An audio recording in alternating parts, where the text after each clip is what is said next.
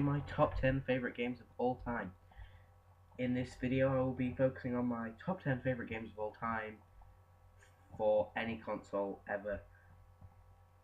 I am Automated Emo, and this is my first ever video and my first ever countdown, in fact. Now, there are some rules I'm following here, and one of them is no two games from the same series. Sometimes I will specify whether I mean a singular game or an entire series. So, for example, let's say I liked Mario Galaxy, I would specify that it was Mario Galaxy 1.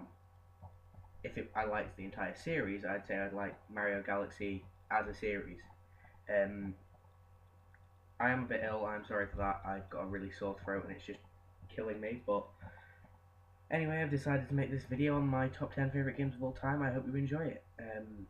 Without any further delays, let's get on with the top 10.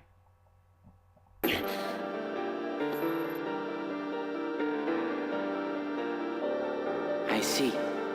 That's why. Number 10. Spyro the Dragon. Anybody who had Spyro the Dragon for PS1 was lucky. It was my favourite PS1 game of all time. I didn't like after it turned to PS2, and Skylanders sucks. But, well, Spyro 1, 2 and 3 were definitely my favourite games of the PS1 era.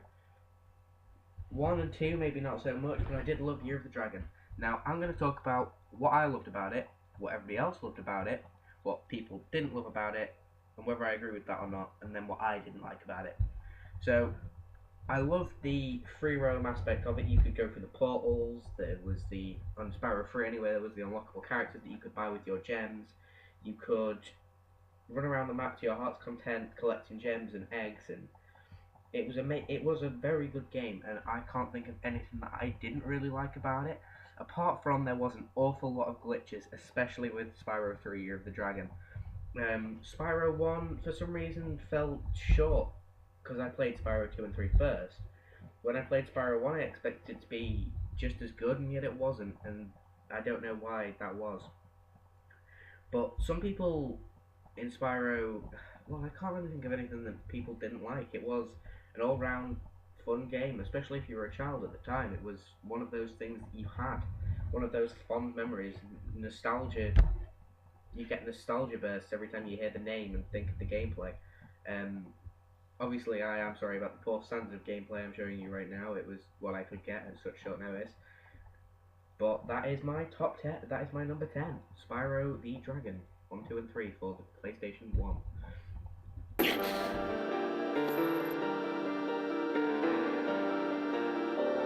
I see. That's why. Number 9. Toomby, or Toomba, depending on where you're from in the world. Toomby was a side-scrolling 2D platformer for...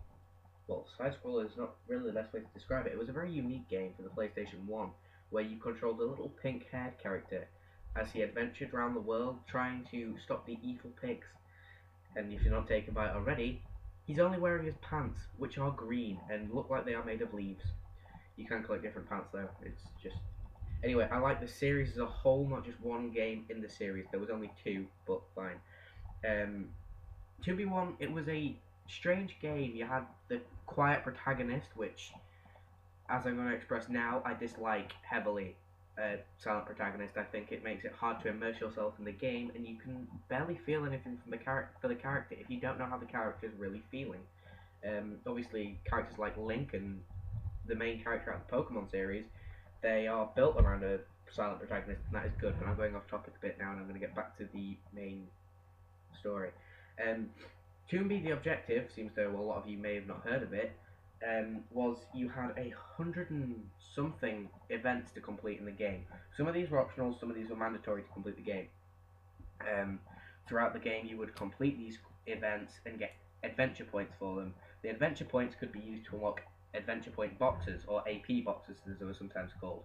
And in these AP boxes, sometimes you would get, say, items that would help you out, like, for example, one of the main features of 2v1 and 2 were the laughing and crying mushrooms, where you would pick one up and you would laugh, you would pick another one up and you would cry. And this could be reverted by eating a normal mushroom, but the laughing and crying doors were a main part of 2v. And if you picked up, say, a laughing mushroom, you could then go through a laughing door. but the restraint there was that you could then not use your weapon that you were holding. So if you opened an AP box, you could get the mysterious mushroom, which when you used it once, it would make you laugh, and when you used it another time, it would make you cry. Or the ordinary mushroom, which, if you were laughing or crying, would turn you back to normal, and you could use that an unlimited amount of times. Also, the one thing that you did have in 2B was your weapon, which you always start off with the blackjack, which you could spin around in your hands, make it more powerful, and then you would throw it at the pigs. It wouldn't kill them, but it would stun them, and some enemies you did need to hit with the blackjack in order to kill them. There's not really a lot else to say about that. I really loved the... I don't know what I loved about it, really. It was just a fun game. It's silly and childish and slightly adventurous. With the characters being Toomby and Charles being consistent throughout the entire game. Charles was a monkey, by the way.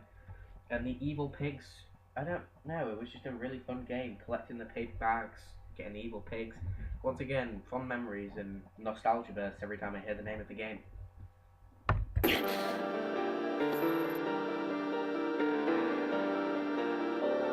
I see. That's why. Ready to die? And die! Follow my lead! Screw that!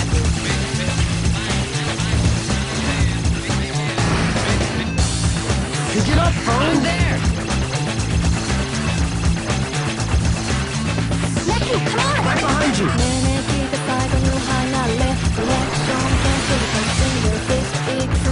Work for you? What do you think?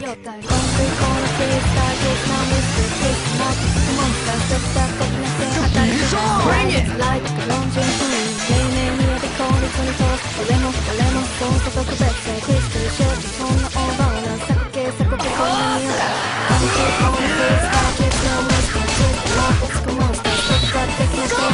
Get him, baby!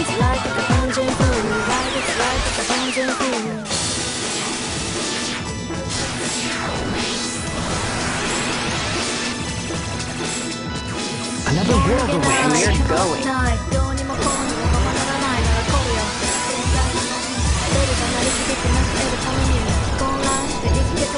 Let's start it up! No, let's end it!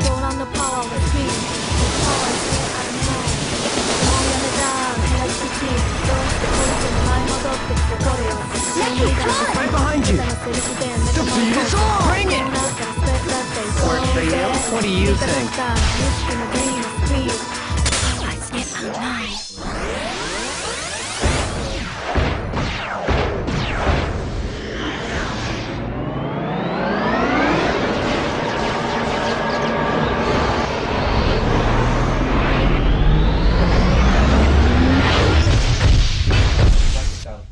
Dragging the flames with you.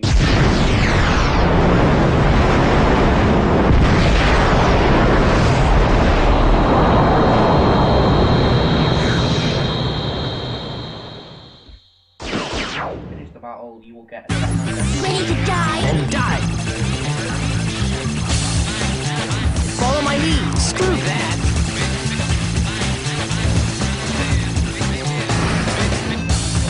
Pick it up, phone! There! Let me, come on! Right behind you!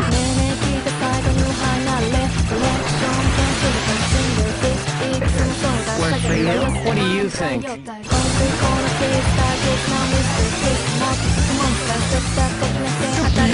Bring it!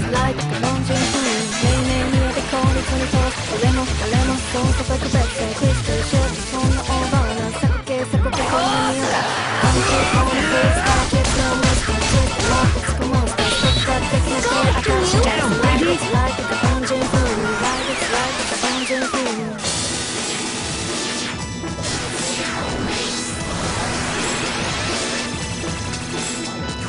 Another world away, and we're going.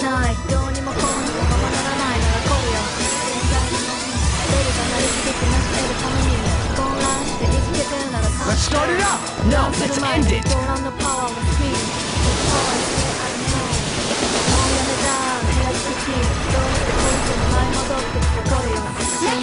Right behind you! Defeat us all! Bring it! Work for you? What do you think?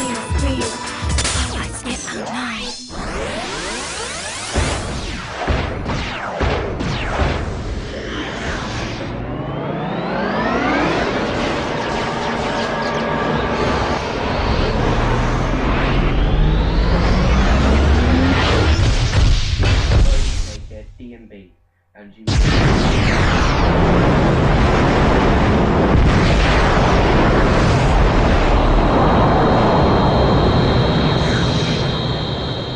would take off everything. It would be a very unpopular brand, and it would half your attack, let's say. That was confusing, and it meant that every time you swapped areas, you had to swap clothes, unless you wanted to get absolutely mauled in battle, which could happen unless you were really high level. The food system as well was, you eat the food, you could gain attack, or sync, or bravery. Bravery would increase, because you had to have a certain bravery to wear certain clothes. So if you increased your bravery, you would increase the clothes that you could wear, and obviously the clothes that you had to be braver to wear would do more to your stats. It was a very confusing system, and it's even confusing me as I'm telling you now, so just enjoy this small clip of Beat's my favourite quote from Beat. It's a party in my mouth!